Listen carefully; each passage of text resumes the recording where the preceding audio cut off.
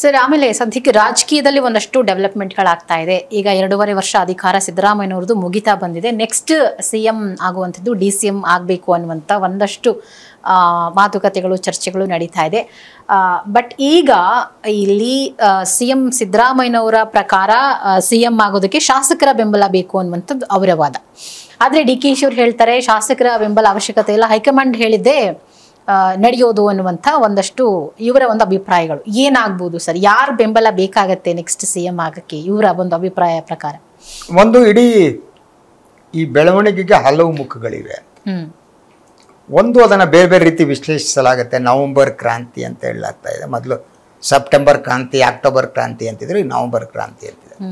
November ಕ್ರಾಂತಿ ಅಂತ ಹೇಳ್ತಾ ಇರೋದು ಯಾಕೆ ಅಂದರೆ, ಸಿದ್ದರಾಮಯ್ಯ ಮತ್ತು DK ಶಿವಕುಮಾರ್ ಅವರ ನಡುವೆ ಅಧಿಕಾರ ಹಂಚಿಕೆಯ ಒಂದು ಸೂತ್ರ ಇತ್ತು ಅನ್ನುವ ಮಾತು. ಅದನ್ನು ಬಹಿರಂಗವಾಗಿ ಯಾರು ಹೇಳಿಲ್ಲ. 2.5 ವರ್ಷ ಇವರು, 2.5 ವರ್ಷ ಅವರು. ಸೊ ಆದರೆ ಯಾವಾಗ 2.5 ವರ್ಷಕ್ಕೆ ಹತ್ತಿರ ಬರೋಕ್ಕೆ ಶುರು ಆಯಿತೋ ಆಗ ಎರಡೂ ಗುಂಪಿನವರು ಮಾತನಾಡೋದಕ್ಕೆ ಪ್ರಾರಂಭ ಮಾಡಿದ್ರು. ಸಿದ್ದರಾಮಯ್ಯನವರು ಇದು ಯಾವ ಕಾರಣ ನಾನು 5 ವರ್ಷವನ್ನು ಪೂರೈಸ್ತೀನಿ ಅಂತ ಹೇಳೋಕ್ಕೆ ಶುರು ಮಾಡಿದ್ರು. DK ಶಿವಕುಮಾರ್ ಅವರ ಬೆಂಬಲಿಗರು ನಮ್ಮ ಸಾಹೇಬರು ಮುಖ್ಯಮಂತ್ರಿ ಆಗ್ತಾರೆ, ಮುಗೀತು ನವಂಬರ್ ಅಂತ ಶುರು ಮಾಡಿದ್ರು. ಅದು ಬೇರೆ ಬೇರೆ ರೀತಿಯ ಆಯಾಮಗಳನ್ನು ಪಡೀತು. ಆದರೆ ಕಾಂಗ್ರೆಸ್ ಹೈಕಮಾಂಡ್ ಈ ಬಗ್ಗೆ ಯಾವ ಮಾತನ್ನು ಹೇಳಿಲ್ಲ. ಆದರೆ ನವಂಬರ್ ಬರ್ತಾ ಇರುವಾಗ ನಡೀತಿರುವ ಈ ಎಲ್ಲ ಬೆಳವಣಿಗೆಗಳನ್ನು ಗಮನಿಸಿದರೆ ದರ್ ಈಸ್ ಸಮಥಿಂಗ್. ಸಿದ್ದರಾಮಯ್ಯನವರು ಅಧಿಕಾರ ಬಿಟ್ಟು ಕೊಡದೇ ಇರೋದಕ್ಕೆ ಕೊನೆಯ ಹಂತದವರೆಗೆ ಯತ್ನ ನಡೆಸ್ತಿದ್ದಂಗೆ ಕಾಣುತ್ತೆ. ಅವ್ರು ಸೆಡ್ ಹೊಡೆದಿದ್ದಾರೆ. DK ಶಿವಕುಮಾರ್ ತನ್ನ ಪಾಲು ತಮಗೆ ಸಲ್ಲಬೇಕು ಅಂತಿದ್ದಾರೆ. ನಾನು ಕೂಡ ಕಾಂಗ್ರೆಸ್ ಅಧಿಕಾರಕ್ಕೆ ಬರೋದಕ್ಕೆ ಕಾರಣ ಆಗಿದ್ದೀನಿ, ನನ್ನನ್ನು ಮುಖ್ಯಮಂತ್ರಿ ಮಾಡಬೇಕು, ನನ್ನ ಕೆಲಸಕ್ಕೆ ನಾನು ಕೂಲಿ ಕೇಳ್ತಿದ್ದೀನಿ ಅಂತ ಅವ್ರು ಹೈಕಮಾಂಡ್ ಮೇಲೆ ಒತ್ತಡ ಮಾಡ್ತಿದ್ದಾರೆ. This is situation. ಇವ್ರು ಬಿಡಕ್ಕೆ ರೆಡಿ ಇಲ್ಲ, ಅವ್ರು ಕೊಡಕ್ಕೆ ರೆಡಿ ಇಲ್ಲ. ಈ ನಡುವೆ ಡಿವೈಡ್ ಆಗಿದೆ ಅಂತ. ಸೊ ಯಾಕೆಂದ್ರೆ ಸಿದ್ದರಾಮಯ್ಯ ಈ ನಿನ್ನೆ ಅವರು ಒಂದು ಮಂತ್ರಿಗಳಿಗಾಗಿ ಒಂದು ಔತಣಕೂಟವನ್ನು ವ್ಯವಸ್ಥೆ ಮಾಡಿದರು. ಸೊ ಔತಣಕೂಟ ಯಾಕೆ, ಏನು ಅನ್ನುವ ಪ್ರಶ್ನೆಗಳಿದ್ವು. ಭಾಳಷ್ಟು ಜನ ಇದು ವಿದಾಯದ ಔತಣಕೂಟ ಇರ್ಬೋದಾ ಅಂತ ಅಂದರು. ಇನ್ನು ಕೆಲವರು ಇಲ್ಲ, ಇದು ಸಂಪುಟದ ಪುನಾರಚನೆಗೆ ಸಂಬಂಧಪಟ್ಟದ್ದು ಅಂತ. ಸೊ ನಿನ್ನೆ ಸಂಜೆ ಏನು ಮುಖ್ಯಮಂತ್ರಿಗಳ ಏನು ಈ ಔತಣಕೂಟ ನಡೀತು, ಅಲ್ಲಿ ಮುಖ್ಯಮಂತ್ರಿಗಳು ಕೆಲವರ ಸಚಿವರ ಜೊತೆ ವೈಯಕ್ತಿಕವಾಗಿಯೂ ಮಾತುಕತೆ ಆಡಿದ್ರು. ಸೊ ಅಭಿಪ್ರಾಯವನ್ನು ಪಡೆದ್ರು. ನಂತರ ಅವರು ಭಾಳ ಮುಖ್ಯವಾಗಿ ಹೇಳಿದ ಒಂದು ಮಾತು ಎಲ್ಲರಿಗೂ ಅಂದರೆ, ಹೈಕಮಾಂಡ್ ಯಾವುದೇ ತೀರ್ಮಾನ ತೆಗೆದುಕೊಂಡ್ರೆ ಅದನ್ನ ಪಾಲಿಸಬೇಕು ಅನ್ನೋ ಮಾತು ಹೇಳಿದರು. ಈ ಸಾಲಿನಲ್ಲಿ ಭಾಳ ಅರ್ಥ ಇದೆ. ಹೈಕಮಾಂಡ್ ಯಾವುದೇ ತೀರ್ಮಾನ ತೆಗೆದುಕೊಂಡ್ರೂ ಪಾಲಿಸಬೇಕು ಅಂದರೆ ಸಚಿವರಿಗೆ ಈ ಮಾತು ಹೇಳುವ ಮೂಲಕ ಅವರು ಸಚಿವ ಸಂಪುಟ ಪುನಾರಚನೆಯ ಮಾತನ್ನು ಹೇಳ್ತಿದ್ದಾರಾ? ಪುನಾರಚನೆ ಮಾತು ಅಂತ ಅಂದರೆ ಕೆಲವ್ರನ್ನ ಕೈ ಬಿಡ್ತೀವಿ, ಹೊಸಬರು ತಗೋತೀವಿ ಅಂತ ಹೇಳ್ತಿದ್ದಾರಂತ. ಈ ವಿಚಾರ ಕೂಡ ಗೊಂದಲ ಆಗಿತ್ತು. ಯಾಕಂದರೆ ಒಂದು 4-6 ದಿನದ ಹಿಂದೆ ಮಾಧ್ಯಮಗಳಲ್ಲಿ ಸಂಪುಟ ಪುನಾರಚನೆ ಆಗುತ್ತೆ ಅನ್ನುವ ಸುದ್ದಿ ಬಂದಿತ್ತು. ಆವಾಗ ಬಂದ ವಿಶ್ಲೇಷಣೆ ಅಂದರೆ, ಸಂಪುಟ ಪುನರ್ರಚನೆ ಆಗುತ್ತೆ ಅಂತ ಆದರೆ ಮುಖ್ಯಮಂತ್ರಿ ಬದಲಾವಣೆ ಪ್ರಶ್ನೆ ಇಲ್ಲ ಅನ್ನೋ ಚರ್ಚೆ ಪ್ರಾರಂಭ ಆಯಿತು. ಆದರೆ ಅದಕ್ಕೆ DK ಕೌಂಟರ್ ಕೊಟ್ಟರು ಅವರು. ಸೊ ಇಲ್ಲಪ್ಪ, ನನಗೇನು ಗೊತ್ತಿಲ್ಲ, ಇವಾಗ ಯಾರು ಹೇಳಿದ್ದು ಇದು ಗಾಳಿ ಮಾತು ಅಂತಾದರು. ಅಂದರೆ ಮುಖ್ಯಮಂತ್ರಿಗಳು ಒಂದು ಹೊಸ ಅಸ್ತ್ರವನ್ನು ಬಿಟ್ಟಿದ್ರು. ಸೊ ನಾನು ಈಸಿಯಾಗಿ ಬಿಟ್ಕೊಡಲ್ಲ, ಸಂಪುಟ ಪುನರ್ರಚನೆ ಮಾಡ್ತೀನಿ ಅಂತ. DK ಶಿವಕುಮಾರ್ ನಾನು ಸುಮ್ಮನೆ ಇರಲ್ಲ, ನಾನು ಕಸ್ಕತೀನಿ ಅಂತ. ಸೊ ಇದಕ್ಕೆ ಅವಾಗ ಇಂಥದ್ದು ನಡೀತಾ ಇತ್ತು. ದೆಹಲಿಯಲ್ಲಿ ಒಂದು ವಾಹಿನಿಗೆ ಸಂದರ್ಶನ ಕೊಟ್ಟ ಸಂದರ್ಭದಲ್ಲಿ ಅಧಿಕಾರ ಹಂಚಿಕೆ ಇದೆ ಅಂತ DK ಶಿವಕುಮಾರ್ ಹೇಳಿ ಅದರ ನಂತರ ಬೆಳವಣಿಗೆ ಆಯಿತು. ಅದ್ರ ಬಗ್ಗೆ ಈಗ ಹೇಳೋದಕ್ಕೆ ಸಮಯ ಇಲ್ಲ. ಆದರೆ ಲೇಟೆಸ್ಟು ಈಗ 4 ದಿನಗಳ ಹಿಂದೆ ಕನ್ನಡದ ಒಂದು ಖಾಸಗಿ ವಾಹಿನಿಗೆ ಅವರು ಒಂದು ಸಂದರ್ಶನ ಕೊಟ್ಟು ಒಂದು ಮಾತನ್ನು ಹೇಳಿದರು. ಸೊ ಯಾರೇ ಮುಖ್ಯಮಂತ್ರಿ ಆಗಲಿ ಅದು ಹೈಕಮಾಂಡ್ ತೀರ್ಮಾನ, ಶಾಸಕರ ಬೆಂಬಲ ಮುಖ್ಯ ಅಲ್ಲ ಅಂದರು. ಆ ಮೂಲಕ ತಮಗೆ ಶಾಸಕರ ಬೆಂಬಲ ಇಲ್ದಿದ್ರು ಕೂಡ ಹೈಕಮಾಂಡ್ ಆಯ್ಕೆ ಮಾಡಿದ್ರೆ ನಾನೇ ಮುಖ್ಯಮಂತ್ರಿ, ಶಾಸಕರ ಕಟ್ಕೊಂಡು ನಾನೇನು ಮಾಡಲಿ ಅನ್ನೋ ಅಂತ ಒಂದು ಮೆಸೇಜ್ ಕೊಟ್ಟರು. ಇದಕ್ಕೆ ಮುಖ್ಯಮಂತ್ರಿ ಕೌಂಟರ್ ಮಾಡಿದ್ರು. ಮುಖ್ಯಮಂತ್ರಿಗಳು ಹೇಳಿದ್ದು, ಯಾರು ಮುಖ್ಯಮಂತ್ರಿ ಆಗಬೇಕು ಅಂತಿದ್ರೆ ಆ ಮುಖ್ಯಮಂತ್ರಿ ಆಗುವವ್ರನ್ನ ಹೈಕಮಾಂಡ್ ಅವ್ರಿಗೆ ಬೆಂಬಲ ಇರಬೇಕಾದ್ರೂ ಶಾಸಕರ ಬೆಂಬಲ ಅಗತ್ಯ ಅಂತ. ಆ ಮೂಲಕ DK ಶಿವಕುಮಾರ್ ಶಾಸಕರ ಬೆಂಬಲ ಇಲ್ಲ, ನೀನು ಏನೂ ಮಾಡೋಕ್ಕಾಗಲ್ಲಯ್ಯ ಅನ್ನುವ ಒಂದು ಸಂದೇಶವನ್ನು ಮುಖ್ಯಮಂತ್ರಿಗಳು ಕೊಟ್ಟರು. ಆವಾಗ ಬಹಳ ಸ್ಪಷ್ಟವಾಗಿ ಇದು ಡಿವೈಡ್ ಏನಿದೆ ಆ ಡಿವೈಡ್ ವಿಸ್ತಾರ ಆಯಿತು.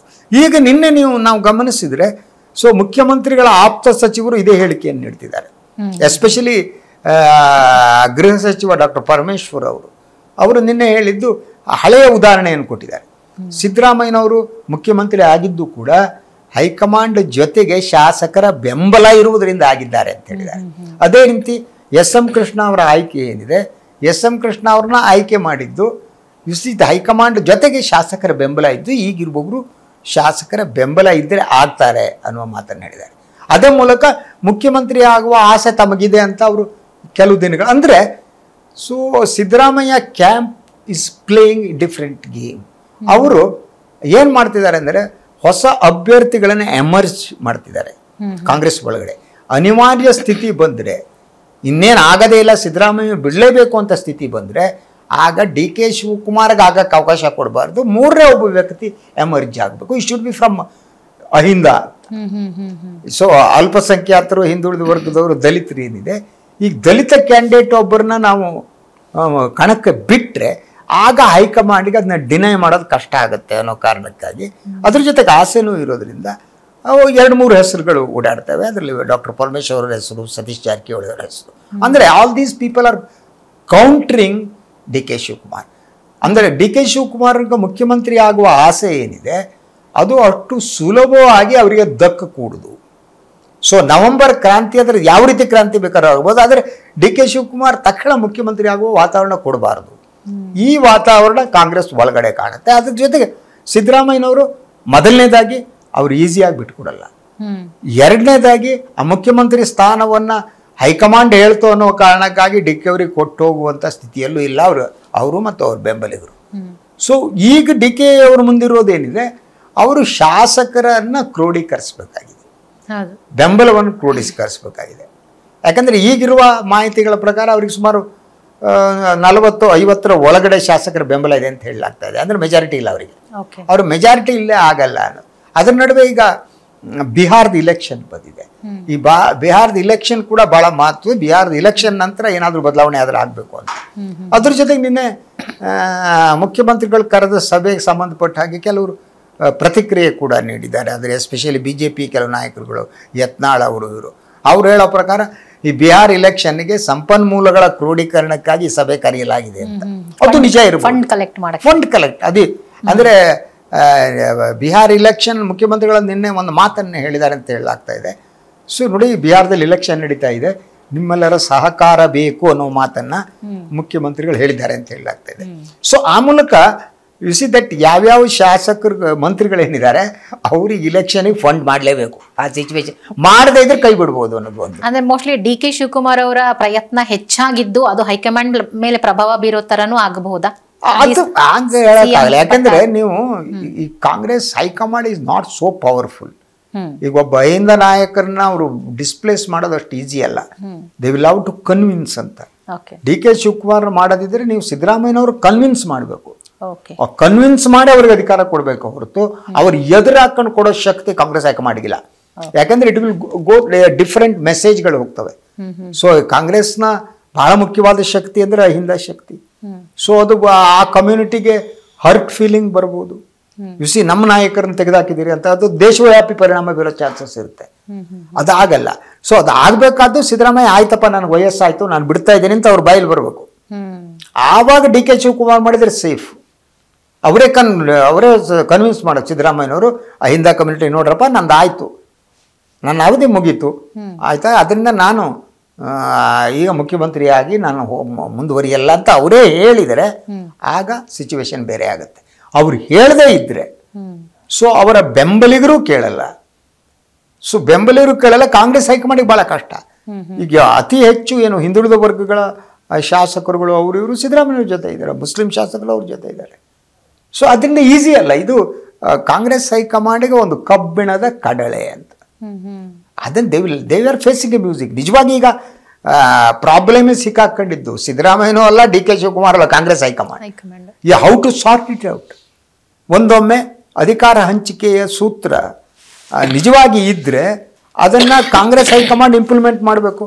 ಈಗಾಗಲೇ 2-3 ರಾಜ್ಯಗಳೆಲ್ಲ ಇಂಪ್ಲಿಮೆಂಟ್ ಮಾಡೋಕ್ಕಾಗದೇ ಕಾಂಗ್ರೆಸ್ ಹೈಕಮಾಂಡ್ ಸೋತು ಕೂತಿದೆ.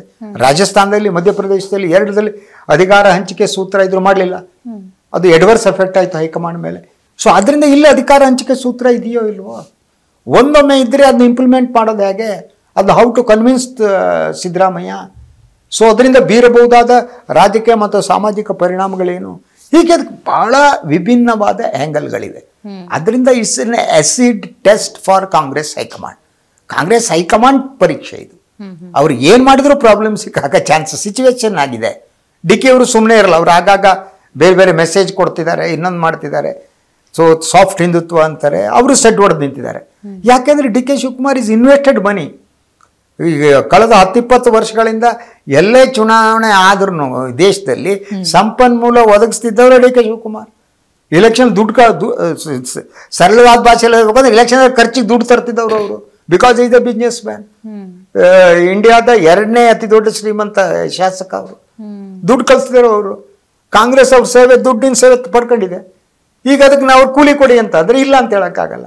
ನೀವು ಅಲ್ಲಿ ಕೂಲಿ ಕೊಡಕ್ಕೆ ಹೋದ್ರೆ ಇಲ್ಲಿ ಹೊಡ್ಸ್ಕೊಳುತ್ತೆ. ಸಿದ್ದರಾಮಯ್ಯ ಸುಮ್ಮನೆ ಇರ್ತಾರೆ ಅಂತ ಹೇಳಕ್ಕಾಗಲ್ಲ, ಅವ್ರ ಸುತ್ತಮುತ್ತಲು ಸುಮ್ಮನೆ ಇರ್ತಾರೆ ಅಂತ ಹೇಳಕ್ಕಾಗಲ್ಲ. ಸೊ ಒಂದ್ ಕಡೆ ಕಾಂಗ್ರೆಸ್ನ ವೋಟ್ ಬೇಸ್ ಏನಿದೆ, ಆ base versus money and other powers, that is conflict ಅಂತ. ಈ ಕಾನ್ಫ್ಲಿಕ್ಟನ್ನು ಸಿದ್ದರಾಮಯ್ಯ ಒಂದು ಆ್ಯಂಗಲ್ನಲ್ಲಿ ರಿಫ್ಲೆಕ್ಟ್ ಮಾಡ್ತಾರೆ, ಇನ್ನೊಂದು angle D K Shivakumar reflect ಮಾಡ್ತಾರೆ. ಸೊ ಅದರಿಂದ Congress high command is in trouble ಅಂತ ಹೇಳ್ಬೋದು. ಓಕೆ, ಆಮೇಲೆ ಸರ್ ಈಗ ಹೈಕಮಾಂಡ್ ಏಕಾಏಕಿ ಡಿಸೈಡ್ ಮಾಡೋಕ್ಕಾಗಲ್ಲ. ಈಗ ಡಿ ಕೆ ಶಿವಕುಮಾರ್ ಹೇಳ್ದಂಗೆ ನನಗೆ ಶಾಸಕರ ಬೆಂಬಲಕ್ಕಿಂತ ಹೈಕಮಾಂಡ್ ಏನು ಹೇಳುತ್ತೆ ಅನ್ನೋದು ಇಂಪಾರ್ಟೆಂಟ್ ಅಂದ್ರು. ಬಟ್ ಹೈಕಮಾಂಡ್ಗೆ ಶಾಸಕರ ಅಭಿಪ್ರಾಯ ಇಂಪಾರ್ಟೆಂಟ್ ಆಗಲ್ವಾ ಸಿಎಂ ಸೆಲೆಕ್ಟ್? ಅದನ್ನೇ, ನೀವು ಹೈಕಮಾಂಡ್ ಪವರ್ಫುಲ್ ಆಗಿದ್ರೆ ಅವಾಗ ಶಾಸಕರು ಏನು ಮಾಡಲ್ಲ.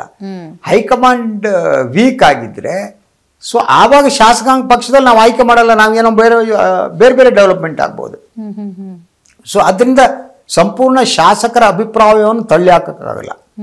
ಆ ಕಾಂಗ್ರೆಸ್ ಹೈಕಮಾಂಡ್ ಅದು ಮಾಡಕ್ಕೆ ಹೋದರೆ ಅದು ಅಡ್ವರ್ಸ್ ಎಫೆಕ್ಟ್ ಆಗುತ್ತೆ. ಅಂದರೆ ಅದೇ convincing is the only way ಅಂತ. They will have to convince the Siddaramaiah. ಅವ್ರು ಕನ್ವಿನ್ಸ್ ಆಗದೇ ಇದ್ದರೆ ಆಗ ಸೀರಿಯಸ್ ಥಿಂಗ್. ಶಾಸಕರ ಬೆಂಬಲ ಬೇಕೇ ಬೇಕಲ್ವಾ? ಆದ್ದರಿಂದ ಅವ್ರು ಇನ್ನೊಬ್ಬ ನಾಯಕರನ್ನ ಮುಂದಿಡ್ಬೋದು, ಇಲೆಕ್ಷನ್ ಆಗಲಿ ಅನ್ಬೋದು. ಇಸಿ ಡಿ ಕೆ ಶಿವಕುಮಾರ್ ಹ್ಯಾಂಗೆ ಕೊಡ್ತಾರೆ ಕಾಂಗ್ರೆಸ್ ಇದರಲ್ಲಿ ಶಾಸಕಾಂಗ ಪಕ್ಷದಲ್ಲಿ ಆಯ್ಕೆ ಆಗಲಿ, ಇಲೆಕ್ಷನ್ ಮಾಡಿ ನೋಡೋಣ, ಯಾರಿಗೆ ಬಹುಮತ ಇದೆ ಅವ್ರು ಮಾಡಿ ಅಂತ ಪಟ್ಟಿಡ್ಕೊಂಡು ಕೂತ್ಕೋಬಹುದು. ಆವಾಗ ಸಿದ್ದರಾಮಯ್ಯನ ಗುಂಪು ಹೊಸ ಒಬ್ಬ ಇವ್ರನ್ನ ಪರಮೇಶ್ವರ್ ಅವ್ರನ್ನ ಅಥವಾ ಇವ್ರನ್ನ ಮುಂದಿಡ್ಬೋದು, ಸತೀಶ್ ಜಾರಕಿಹೊಳಿ ಅಂತವ್ರನ್ನ. ನೀವು ಪರಮೇಶ್ವರ್ ಅಂತವ್ರು ನೀವು ಮುಂದಿಟ್ಬಿಟ್ಟು ಅವ್ರು ಸೋತ್ರೆ ಆವಾಗ ಕಾಂಗ್ರೆಸ್ ಏನಂತ ಕೇಳಿದ ಒಬ್ಬ ದಲಿತ ಮುಖ್ಯಮಂತ್ರಿ ಆಗುವ ಅವಕಾಶವನ್ನ ಕಾಂಗ್ರೆಸ್ ತಪ್ಪಿಸ್ತು ಅಂತ ಶುರುವಾಗುತ್ತೆ. ಸೊ ಯಾವ ಸಿಚುವೇಶನ್ ಕಾಂಗ್ರೆಸ್ ಹೈಕಮಾಂಡ್ ಮಾತು ತಪ್ಪಿದಂತಹ ಒಂದು ಬ್ಲೇಮ್ಗೆ ಒಳಗಾಕ್ಬೇಕಾಗತ್ತೆ. ಅಧಿಕಾರ ಹಂಚಿಕೆ ಸೂತ್ರದಲ್ಲಿ ಮಾತು ತಪ್ಪಿದಲ್ಲಿ ಡಿ ಕೆ ಕೊಡದಿದ್ರೆ ಅದೊಂದು, ಅದಿಲ್ಲ ಇವ್ರು ಯಾರೋ ದಲಿತ ವ್ಯಕ್ತಿಯನ್ನು ಮುಂದಿಟ್ಬಿಟ್ಟು ದಲಿತರಿಗೆ ಕೊಟ್ಟಿಲ್ಲ, ಬಿಜೆಪಿ ಅದನ್ನೇ ಯೂಸ್ ಮಾಡ್ಕೊಳ್ಳುತ್ತೆ. ದಲಿತರೊಬ್ಬರು ಮುಖ್ಯಮಂತ್ರಿ ಆಗುವ ಅವಕಾಶ ಇತ್ತು, ಅದನ್ನು ಕಾಂಗ್ರೆಸ್ ಹೈಕಮಾಂಡ್ ತಪ್ಪಿಸ್ತು, ಅಹಿಂದ ಅವರಿಗೆ ಮೋಸ ಆಯಿತು, ಈ ರೀತಿ ಪ್ರಚಾರಗಳನ್ನ ಬಿಜೆಪಿ ಸ್ಟಾರ್ಟ್ ಮಾಡುತ್ತೆ.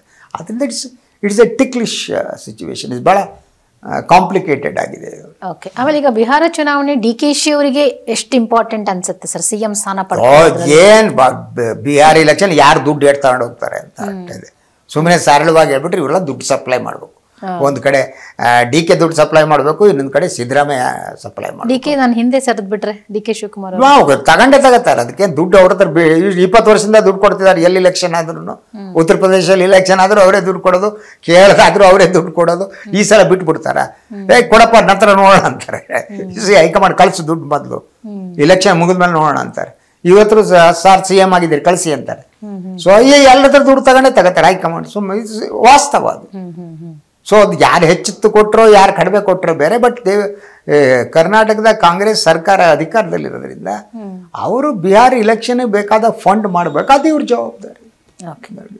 ಇನ್ನೆಲ್ಲೋ ಅಧಿಕಾರದಲ್ಲಿ ಈ ರೀತಿ ದುಡ್ಡು ಬರೋ ರಾಜ್ಯ ಯಾವುದೂ ಇಲ್ಲ ಅಲ್ವಾ, ಮತ್ತೆ ಏನು ಮಾಡ್ತಾರೆ. Okay, thank you sir. Thank you. Yes, ನೋಡೋಣ ಈ ಸದ್ಯಕ್ಕೆ ಸಿಎಂ ಜಟಾಪಟಿ ಯಾವ ಥರ ಮುಂದುವರಿಯುತ್ತೆ, ಏನೆಲ್ಲ ಬೆಳವಣಿಗೆಗಳಾಗತ್ತೆ, ಸಿಎಂ DCM ಈ ಫೈಟ್ ಏನಿದೆ CM ಆಗಬೇಕು ಅನ್ನುವಂಥದ್ದು ಅದು ಎಲ್ಲಿವರೆಗೂ ಹೋಗುತ್ತೆ ಎನ್ನುವಂಥದ್ದೇ ಒಂದು ರಾಜಕೀಯದಲ್ಲಿ ಸದ್ಯಕ್ಕೆ ಇರುವಂಥ ಕುತೂಹಲ. ಕಾದ್ ನೋಡೋಣ.